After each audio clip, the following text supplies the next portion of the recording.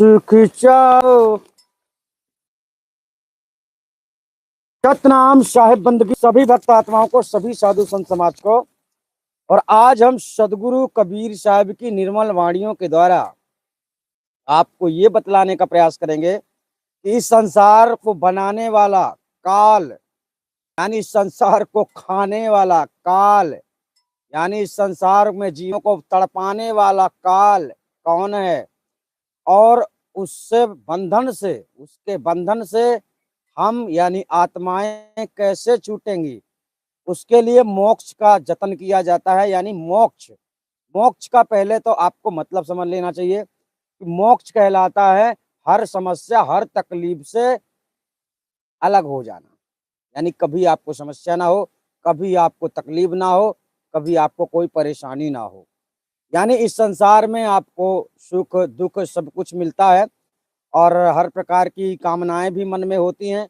लेकिन सदगुरु कबीर साहब यानी आत्मा जब इस संसार से छूट जाती है तो सर्वत्र मनोकामनाएं खत्म हो जाती हैं, इच्छा खत्म हो जाती है, कोई भी कार्य करने का दिल नहीं करता है। चलिए, इसके लिए लोग संसार में भक्ति करते हैं। लेकिन आज सबसे पहले तो ये जानना है कि काल ने जो जाल बिछाया है, जिसमें जीवों को फंसाया है, वो बंधन क्या है। क्योंकि आप अगर बंधन जान लेंगे, मतलब कि गांठ कहाँ से लगी हुई है, तभी आप उसे छुड़ा सकते हैं। लेकिन इसने ऐसा बंधन बना के रखा है कि इसकी गांठ नहीं दिखाई दे रही है कि आप उसको खोल लो, और उसके बंधन को आप काट तो सकते नहीं, है ना। ऐसी कोई तलवार नहीं। ठीक ऐसी ही बात है कि आत्मा भी अजर अमर अविनाशी है, फिर भी आत्मा अपने से दूसरे को श्रेष्ठ समझती है। आत्मा छोटी या बड़ी नहीं होती है, आत्मा में कोई जाति प्रजाति नहीं होती है। ठीक है, आत्मा आत्मा ही होती है और आत्मा अविनाशी होती है। इसका सीधा तात्पर्य होता है कि आप ऐसे लोगों से, ऐसी चीजों से नाता जोड़ चुके हैं जो नाशवान है, और आत्मा अविनाशी है। तो अविनाशी आत्मा नाशवान चीजों को अपना समझ बैठी है, और इन नाशवान चीजों को खोने का आप लोगों को डर होता है, इसलिए मोक्ष के मार्ग में लोग भटक जाते हैं। तो चलिए, सदगुरु कबीर साहब की वास्तविक वाणी रामायणी नंबर 4 भाग 1 में काल जीवों को कैसे बंधन में बांधता है और कैसे बांध चुका है। ये बंधन वहां से शुरू होगा जहां से जगत की उत्पत्ति हुई है। यानी कि प्रथम में जो पैदा हुए, जो प्रथम में उत्पन्न हुए, उन्होंने भी मुक्ति का यत्न किया और उन्होंने भी कोशिश की, लेकिन वो बंधते चले गए, उनके बाद भी बंधते चले गए। आज भी दुनिया में बहुत सारे ऐसे लोग हैं जो ज्ञान बंधन में बांधने वाला दे रहे। आपको मोक्ष प्राप्ति का ज्ञान चाहिए, लेकिन आपको बारंबार बांधा जा रहा है और मजबूत रस्सी से आपको बांधा जा रहा है। इसलिए आपको विवेकशाली बनना है, चतुर होशियार और सावधान रहना है। ठीक है, क्योंकि आपको सत्य मार्ग चाहिए, और सत्य क्या है वह सदगुरु कबीर साहब बतलाएंगे। चलिए उनकी वाणी में चलते हैं। अब यहाँ पर समझिए, प्रथम चरण गुरु कीन विचारा, करता गावे सिरजने आरा, कर मही कह कह जगे बहुराया, शक्ति भक्ति के बाधिने माया। इस वाणी में सदगुरु कबीर साहब ने यह बतलाया कि काल ने किस प्रकार से सारे सर्वत्र संसार में विचरण करने वाले जीवात्माओं को बांध दिया। यानी आपको हमेशा गलत रास्ते पर ले जाया गया। ये उसका ही दोष नहीं है, उसके साथ साथ आने वाले जितने झूठी बातें करते हैं, जितने लोग झूठी राह बताते हैं आपको, वह सब आपको बांधते ही जा रहे हैं। क्या आज बांधने वाले नहीं है? पहले से बंधे हुए लोग आज भी बंधे हैं और उन्हें छूटना बड़ा कठिन है। इसलिए साहिब की वाणी में आपको आना है और समझना है, अपने आप को जगाना है। आधे बुधे रूप जाति की वाणी, उपजी प्रीत रामायणी ठानी, गुड़िया ने गुड़ी अर्थ नहीं आया, अनचीन्हे बहुतक जने चीन नहीं पाया, जो चीन्हे ताको निर्मल अंगा, अनचीने नर भये पतंगा, अनचीने नर भये पतंगा। चलिए अब यहाँ पर इसकी साखी समझ लो। चीन चीन का गावहूं बौरे बानी परी न चीन, आदि अंत उत्पत्ति प्रलय आपू ही कह दी। ठीक, ये हो गई साहिब की निर्मल वास्तविक वाणी। अब इसे ध्यान से समझना है कि आप लोगों को बंधन में बांधा गया है, सर्वत्र जीव बंधन में बंधे हैं, वो बंधन क्या है, ठीक है, और किस किस तरह से बंधन में बांधा गया है। अगर आप इस वीडियो को देखकर समझ पाएंगे कि सदगुरु कबीर साहब ने किन किन चीजों को बंधन बताया है, तो उन चीजों को आज से ही आपको त्याग कर देना है। और अगर खुद पे भरोसा है आपको, परमात्मा यानी कि सदगुरु कबीर पर अगर आपको भरोसा नहीं है, तो आप मोक्ष प्राप्ति कर पाएंगे, ये भूल जाना। ठीक है, चलो चलते हैं। सदगुरु कबीर साहब कहते हैं कि जगत सृष्टि के प्रथम चरण सतयुग के प्रारंभ में, यहां पर बताया गया प्रथम चरण गुरु की विचारा।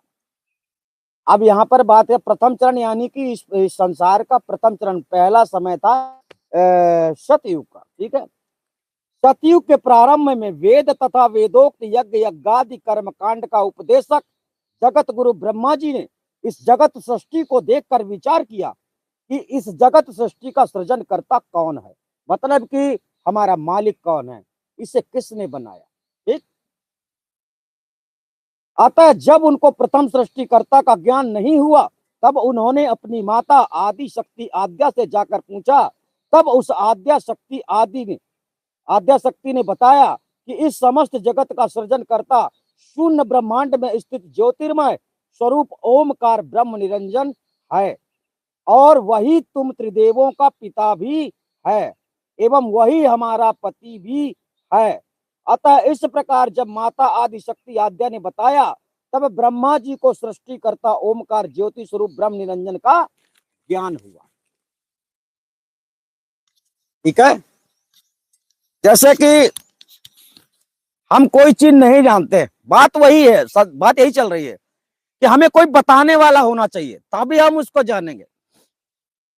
तो इस विशाल विराट ब्रह्मांड को देखा ब्रह्मा जी ने, क्योंकि उनके पहले कोई मनुष्य और था नहीं, ये तीन थे, ब्रह्मा विष्णु महेश और आद्या शक्ति, और ब्रह्म निरंजन तो गायब था। ठीक है, ब्रह्म निरंजन गायब था, यानी कि निराकार रूप में हो गया, उस समय शून्य में स्थित हो गया ज्योति स्वरूप में। तो अब जब हम और तुम हैं और कोई है ही नहीं, तो हम आपसे ही बात करेंगे, अब कोई सामने होगा तभी बात करेंगे। तो आद्या शक्ति से उन्होंने पूछा कि इस जगत का कर्ता कौन है, इस जगत को बनाने वाला कौन है ना, बात वही चल रही है। तो यहां पर उन्होंने जवाब दिया कि उन्होंने योग साधना बतलाई और ओमकार को ब्रह्म निरंजन का ओमकार को जगत का कर्ता बतलाया। जहां पर लोग संसार में अभी अक्षर ब्रह्म की बात करते हैं, वह अक्षर ब्रह्म ओमकार को ही कहा गया है, जिसे सूक्ष्म शरीर कहा जाता है, सूक्ष्म सृष्टि रचना की बात कही जाती है। और ओमकार से निकला हुआ ब्रह्म निरंजन जो कहा जाता है, उसे कहते हैं स्थूल शरीर। ठीक, पहले सूक्ष्म शरीर की सृष्टि रचना हुई है, इसके बाद स्थूल शरीर की सृष्टि रचना हुई है, इस तरह से आपको समझना है। तो चलिए, हाँ, आद्या जी ने बताया तुम्हारा पिता एवं हमारी पत्नी कौन है, हमारा पति कौन है, ये दोनों चीजें बताई। तब ब्रह्मा जी को सृष्टि करता ओमकार ज्योति स्वरूप ब्रह्म निरंजन का ज्ञान हुआ।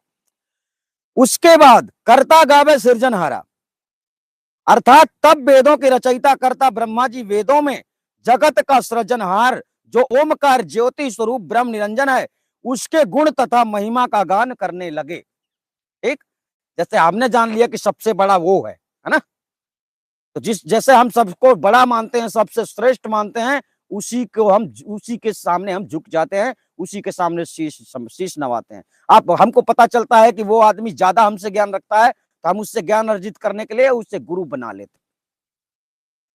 ठीक, तो अब आगे ऐसे ही समझना है। उसके बाद ब्रह्मा जी ने उस सृष्टिकर्ता ईश्वर निरंजन के प्राप्ति के लिए योग, ध्यान रखना, योग का मतलब होता है ध्यान, किसकी प्राप्ति के लिए बताया जा रहा है?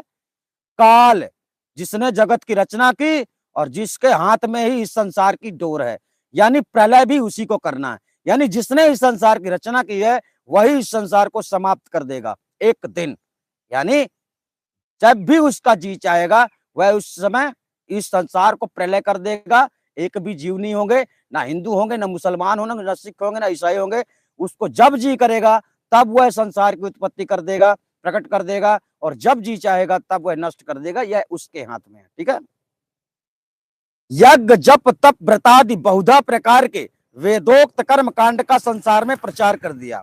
ध्यान रखना, यज्ञ योग, सबसे पहले तो योग समझो, यानी कि ध्यान जो व्यक्ति करते हैं, योग यज्ञ जप तप, इसको पाने के लिए इस संसार को जो चला रहा है, जिसने संसार की रचना की है, जिसके हाथ में संसार की डोर है, यानी वह चाहे तो आप सबको एक बार में ही नष्ट कर सकता है। आप सबको तो, ये ब्रह्मांड को ही, ठीक, वह खत्म कर सकता है। लेकिन बात वही है कि वो जब जी चाहेगा उसका, वो तब ऐसा करेगा। इसमें कोई टाइमिंग नहीं है ना। अर्थात तब वेदों के रचयिता करता ब्रह्मा जी वेदों में जगत का सृजनहार ओमकार ज्योति स्वरूप निरंजन के उसके गुण तथा महिमा का गान करने लगे। उसके बाद ब्रह्मा जी ने उस सृष्टिकर्ता ईश्वर निरंजन की प्राप्ति के लिए यज्ञ जप तप व्रत आदि बहुधा प्रकार के वेदोक्त कर्म कांड का संसार में प्रचार कर दिया। वेदोक्त कर्म कांड, वेदों के अनुसार बताने वाली जो भक्ति होती है वह साथियों परम पिता परमात्मा के लिए नहीं होती है, वह होती है ब्रह्म निरंजन के लिए, काल निरंजन के लिए। यानी काल निरंजन की भी भक्ति वैसे है नहीं संसार में, लेकिन उन्होंने बताया कि वही परमात्मा है। जैसे मुसलमान लोग कहते हैं हम केवल अल्लाह की ही इबादत करते हैं, अल्लाह से ही प्रार्थना करते हैं। ऐसे ही हिंदू में राम कहते हैं, है ना। ऐसे ही यीशु मसीह में ईसा को मानते हैं। ऐसे ही मतलब जितने लोग संसार में जिसको जैसे मान रहे, तो इनकी पहुंच ज्यादा से ज्यादा कहां तक होगी? ब्रह्म निरंजन तक। यानी छूट नहीं सकते, आत्मा छूटेगी नहीं। आत्मा आत्मा को शांति नहीं मिलेगी। इस संसार से इस जन्म लेने के बाद आपको पुनः दूसरा जन्म लेना होगा। इस संसार में रहने के लिए जन्म तो लेना ही होगा, और इस संसार से छूटने के लिए एक बार मरना होगा। कैसे मरना है? परमात्मा के लिए मरना है। ध्यान रखना, मरना तो है ही, यह निश्चित है, यह सत्य है, परंतु एक बार परमात्मा के लिए मरना है। एक बार परमात्मा के लिए अगर तुम मर गए तो आप हमेशा हमेशा के लिए आवागमन के चक्र से छूट गए।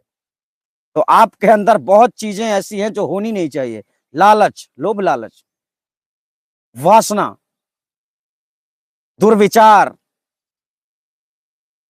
ये सारी चीजें आप लोगों के अंदर नहीं होना चाहिए। ईर्ष्या, घृणा, दुष्कर्म, कुछ ऐसी चीजें आपके अंदर भी ही नहीं चाहिए अगर भक्ति के मार्ग में हो तो।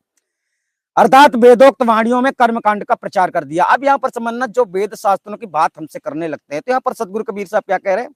जिन वेद शास्त्रों, ये वेद शास्त्र क्या है? बंधन है, मोक्ष के प्राप्ति के मार्ग में बंधन है। अगर आप वेदों के शास्त्रों के अनुसार काम कर रहे हैं, भक्ति कर रहे हैं, मंत्र जप कर रहे हैं, तो ये सब क्या बताया गया है?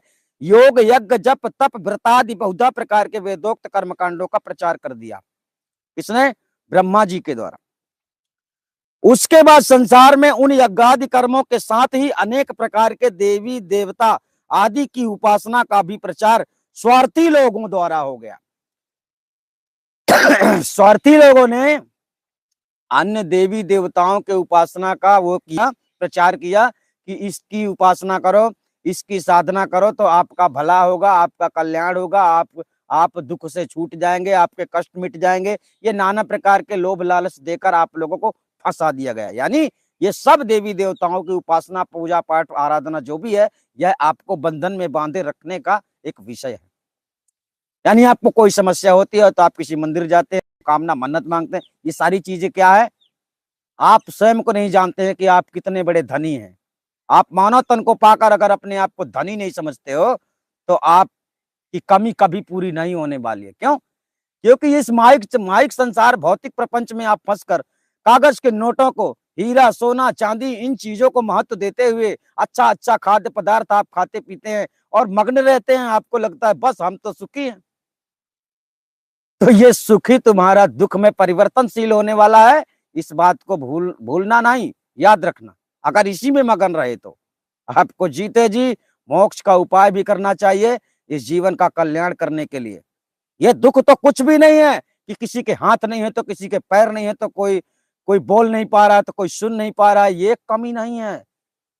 ये बहुत है जो तुमको मानव का तन मिल गया है, और मानव का तन पाकर अगर तुमने मोक्ष, अभी इस संसार में मानव बनकर भी देखो कितने लोग पागलों की तरह आचरण करते हैं, पागलों की तरह मनुष्य के जीवन को भी भूल जाते हैं। पागलों को देखा है आपने?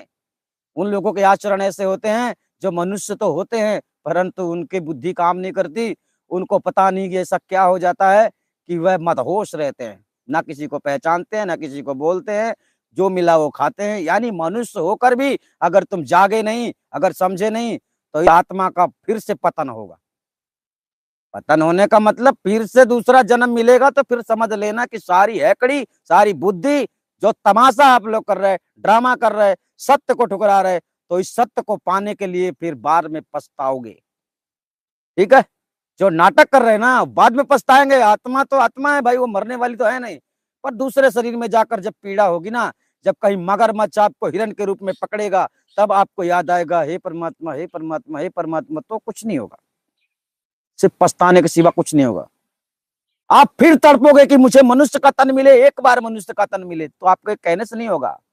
ये मिला है तो इसका क्या कर रहे हो, ये ध्यान में रखो। यहाँ आकर लड़ रहे हो, वो मेरा गुरु है, वो मेरा भगवान, वो मेरा देवी, वो मेरा देवता। जिस भगवान, जिस परमात्मा की बात करते हो उसे जानते नहीं हो। शायद जान लेते तो आपके अंदर का वो घमंड समाप्त हो जाता। और उसे जानना है तो आपके पास एक अवसर है, आदि अनादि मुक्ति पंथ में जुड़ जाओ और जीते जी उस परमात्मा को जानने के लाइन में खड़े हो जाओ, ताकि तुम्हारा भी समय आए तो उस महाचेतन सतपुरुष परमात्मा को जानो, जो इस सर्वत्र संसार जगत का मूल कारण है। उसके बिना इस दुनिया को बनाने वाला भी कुछ नहीं, इस दुनिया को चलाने वाला भी कुछ नहीं, देवी देवता अन्य कोई भी कुछ भी नहीं, किसी की पहचान नहीं है। तो आप वो शक्तिशाली वीर आत्मा हो जो तुम अपने आप को भूल कर गीदड़ को सिंह समझते हो, बकरी को हाथी समझते हो। ऐसी बात है कि मतलब आप भूले पड़े हुए हो। ठीक है, चलिए आगे चलते हैं। जिसमें हाँ देवी देवताओं की भी उपासना के द्वारा उपासना का प्रचार कर दिया स्वार्थी लोगों ने। ठीक है, जिसमें सात्विकी, अहिंसकी युक्त यज्ञादि शुभ कर्म और रज तम तथा प्रधान हिंसा युक्त यज्ञादि एवं अनेक प्रकार के देवी देवता आदि की हिंसा युक्त अर्चन पूजन उपासना रूप अशुभ पापादि कर्मों का प्रचार हुआ। अब ये पुण्य पाप का भी प्रचार हुआ, समझिए। अहिंसा युक्त का मतलब होता है कि जिसमें बलि का प्रावधान नहीं होता है। ऐसे भी कुछ देवी देवताओं के पूजा पाठ का मतलब, बहुत सारे देवी देवताओं में पूजा पाठ में बकरा आदि, कच्चा मेढ़ा जो भी है चढ़ता है, भैंस चढ़ता है, कहीं बकरी चढ़ती है, कहीं मेढ़ा चढ़ता है। ऐसा मतलब ये प्रचार किया गया। लोग कहते हैं ना कि हमारे पूर्वजों से चलता आया है। तो किसी भी जीव का वध करना पाप होता है, वह धर्म नहीं होता। लेकिन लोग क्या करते हैं, पूर्वजों ने कहा है, पूर्वज लोग करते हुए आए हैं, अगर नहीं करेंगे तो आज हमारा तमाशा हो जाएगा, है तो हम बर्बाद हो जाएंगे, ऐसा कुछ। अरे आपके पास है ही क्या कि आप बर्बाद हो जाओगे? आपके पास ये मानव शरीर ही तो है, इसे संभाल लो, इसमें रहकर इसका कार्य पूरा कर लो, तब तो तुम मानव कहलाओगे। वरना पशु की तरह आए और पशु की तरह चले जाओगे। पशु क्या करते, कुछ काम नहीं करते। जन्म लिया, अकेला कूदा, खाते ही पीते सोते जागते इनका अंत हो जाता है, क्योंकि इनका और कुछ काम ही नहीं है ना। और जहां भी जाते हैं वहां डंडे खाते हैं। चलो ठीक है, अब समझना।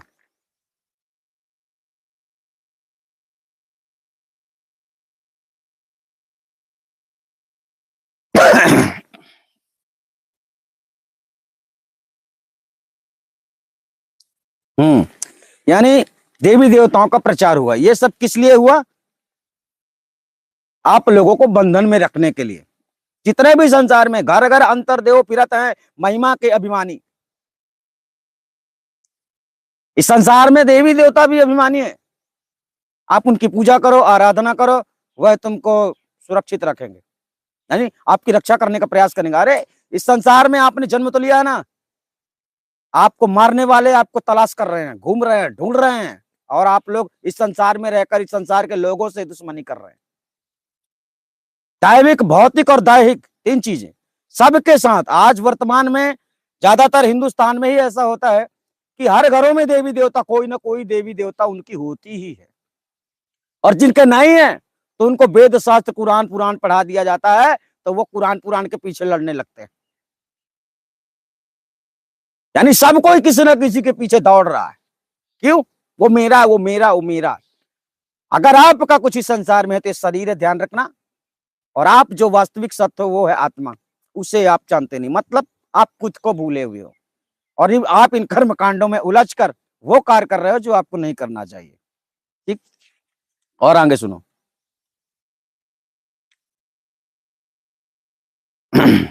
आता है उन्हीं नाना प्रकार के कर्मों में बंध कर आत्मज्ञान से विहीन संसारी अज्ञानी, आत्मज्ञान से विहीन मतलब आपको आत्मा का ज्ञान नहीं है। अगर वाकई आपको आत्मा का ज्ञान होता तो आप अगरबत्ती भी नहीं लगाते, व्रत भी नहीं रखते, पूजा भी नहीं करते, मंत्र जप भी नहीं करते, वो हम नहीं करते। क्यों? क्योंकि हम जानते हैं इसका कोई सार नहीं। आप नहीं जानते इसलिए करते हो, आपको करवाया जाता है और आपको पता नहीं है कि आपको बंधन में रखा गया है।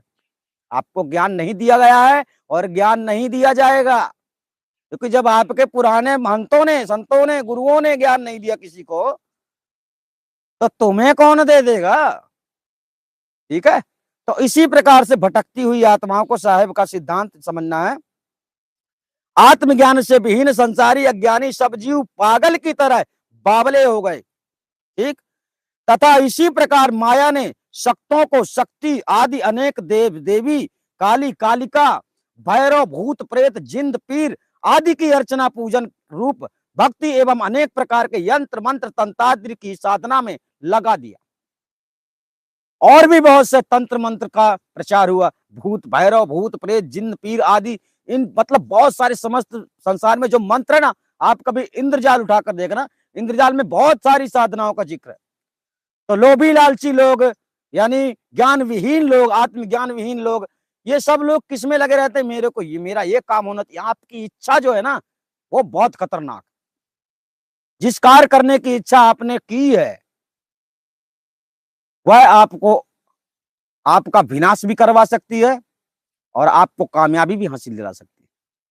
तो कामयाबी निडर लोगों को मिलता है,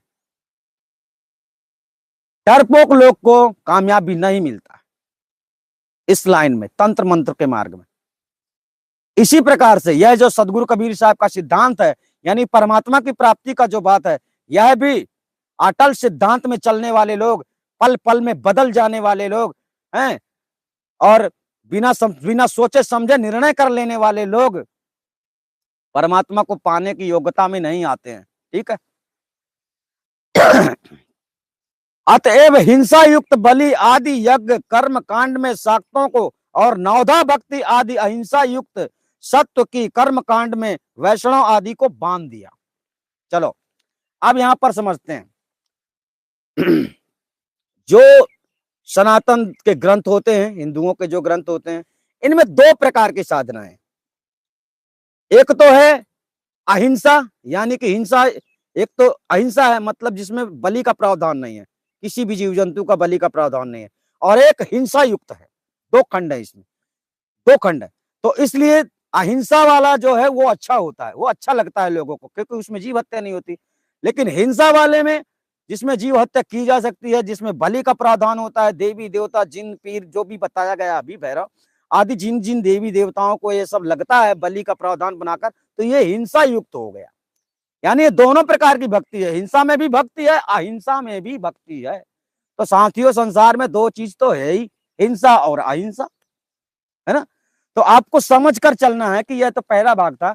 ये मतलब जितनी सारी बातें इसमें बताई गई हैं वह सब बंधन है, और उन बंधन से मोक्ष प्राप्त करने के लिए आपको साहेब का ज्ञान समझना है। और जब आपका दिल करे आदि अनादि मुक्ति पंथ में घर बैठे जुड़ जाना है, आपको कहीं आने जाने की जरूरत नहीं पड़ेगी। समय आने पर आपको वो ज्ञान मिलेगा, वह परमात्मा मिलेगा जिसे खोजते खोजते खोजते खोजते देवी देवता गण गंधर्व ऋषि मुनि सर्वस्व संसार हार गया, नहीं खोज पाया। उसे प्राप्त करने की योग्यता आप अपने अंदर लाइए और उसकी गारंटी हम लेते हैं कि हमें उस ज्ञान का परिचय आपको करवाना है। वह आपके पास है, सन्मुख है, दूर नहीं, आपसे कभी अलग नहीं हुआ, आप भी उससे कभी अलग नहीं हुए। आपकी मति मारी गई। अब यही आपके समझ में नहीं आता होगा कि जब वह हमारे साथी है, फिर हम उसे जानते नहीं, है ना? कभी नहीं जान पाओगे। तुम्हारे साथ तो तुम किसी भी योनि में जाओगे तब भी वो तुम्हारे साथी है, किसी भी योनि में जाओ ना, लेकिन इसी योनि में तुम उसे पा सकते हो, इसी योनि में तुम उसे जान सकते हो, दूसरी योनि में पा ही नहीं सकते, असंभव हो जाएगा। इसलिए मानुष का तन पाया है तो उसका सही इस्तेमाल करो। खाना पीना, भोजन, नौकरी चाकरी, ये तो सब कुछ समय के लिए है, इसके बाद तुम्हें कोई पहचानेगा भी नहीं। ठीक है, तो आप समझ गए होंगे। हम आपको फिर मिलेंगे, तब तक के लिए धन्यवाद। आप अभी अपना ख्याल रखना। नमस्कार।